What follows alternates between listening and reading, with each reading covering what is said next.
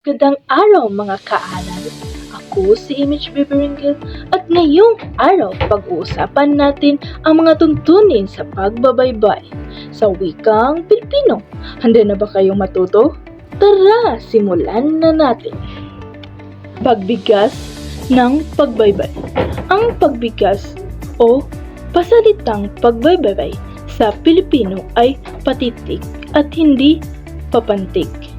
Ang spelling o pagbabay ng isang pagbigkas sa maayos na pagkakasunod-sunod ng mga letrang bumubuo sa isang salita, pantig, taglat, acronym, inisyal, simbolo, pang-agam, at iba pa.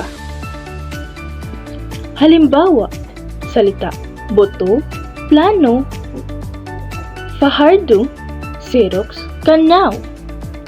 Pantig, A, La, Am, Bra. X, Plan, Con, Trans.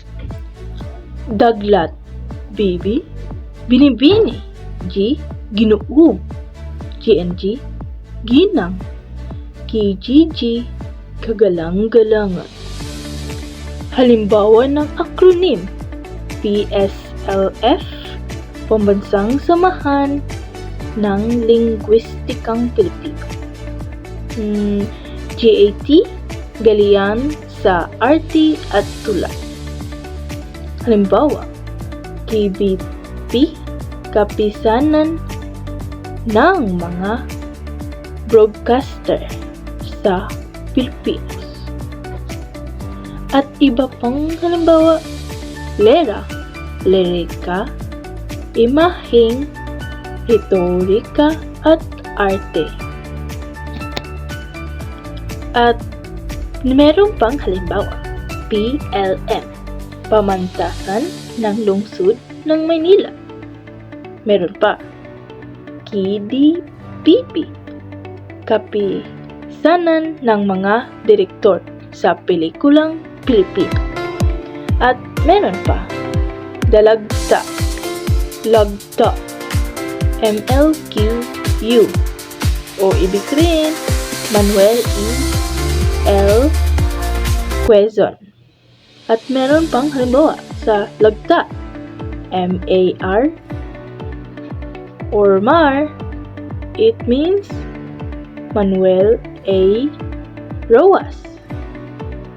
Meron pa, CPG, Carlos P. Gracia, or LKS, Lope K. Santos. At susunod naman is pagsulat ng pagbaybay.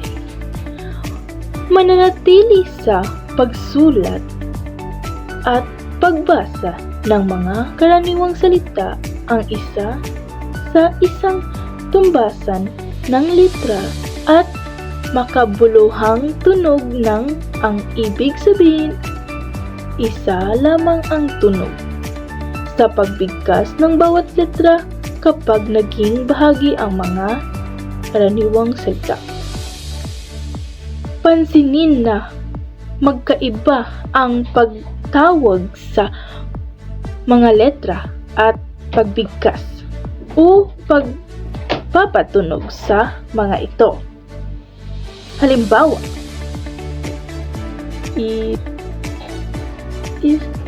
sa pagsulat ng mga katutubong salita at mga hiram na karaniwang salita na naasimila na sa sistema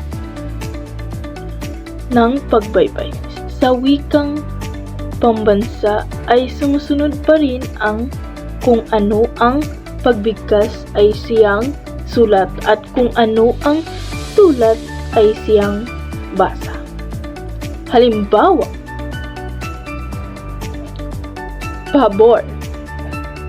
At meron pang halimbawa, bangko. At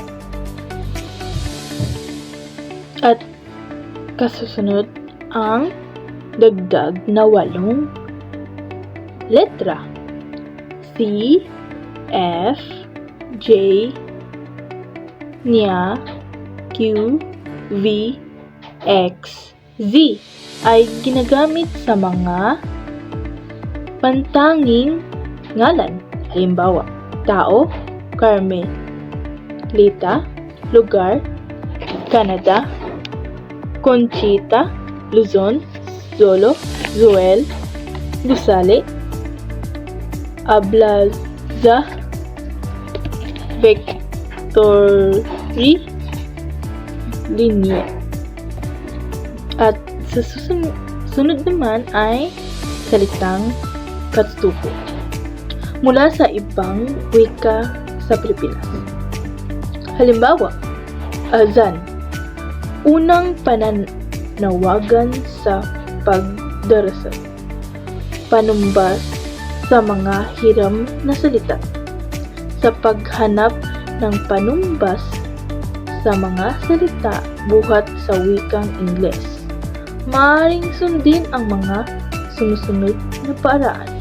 Ang unang, pinagkukunan ng mga hiram na salita, maaaring itumbas ay ang leksikon na kasalukuyang Pilipino.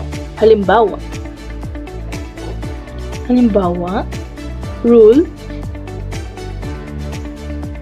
ability, Filipino, tuntunin, kakayahan, at humigtog.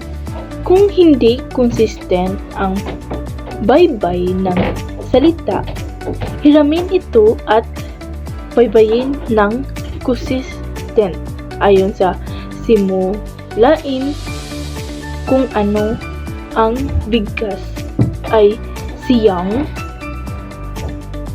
sulat at kung ano ang sulat ay siyang basa. Halimbawa, salitang hiram Pilipino. Control, leader,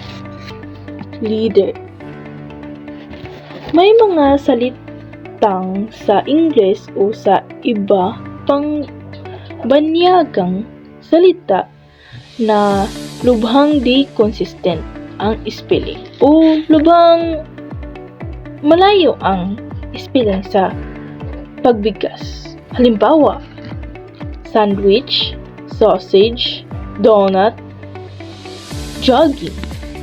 At yan ang mga halimbawa ng banyagang salita na hindi consistent ang spelling o malayo ang spelling sa pagbigkas.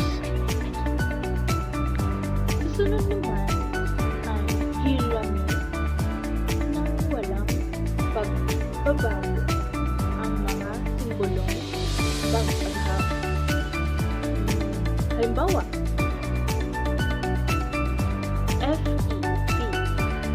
sa periodic table is iron, or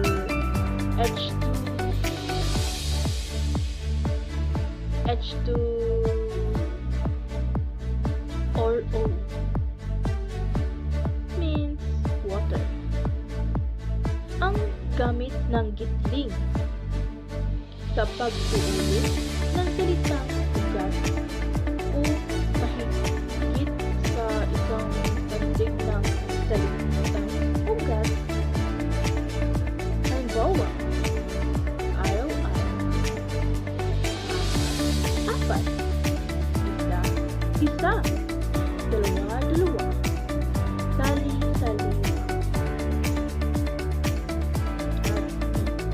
Kung ang umlapi ay nagtatapos sa patinig at ang salitang nilalapian ay nagsisimula sa patinig, halimbawa, pag-ibig, pag-anak, tag-init, nag-aaral, mag-uwi, tig-isa. Kapag may katagang nawawala sa pagitan ng dalawang salita, at pinagsama. Kung nawawala ang dalawang salita ng pinagsama, ay narito ang halimbawa. Kamatay ng insekto. Pamatay. Lakad at takbo. Lakad-takbo. Kapag may unlapi ang tanging pangalan ng tao, lugar, bagay, o hayop. Halimbawa, magko, kagayan, at iba pa. At ngayon ay tapos tayo sa ating aralin.